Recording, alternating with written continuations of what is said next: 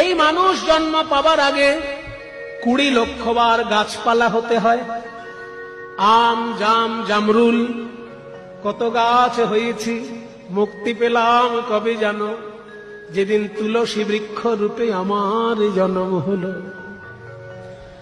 তারপর 9 লক্ষ বার জলে জন্ম, মাছ হলাম, কাঁকড়া হলাম, চিংড়ি হলাম, মুক্তি পেলাম কবে জানো, যেদিন শঙ্খ রূপে আমার জন্ম হলো, সেদিন জল থেকে মুক্তি পেলাম।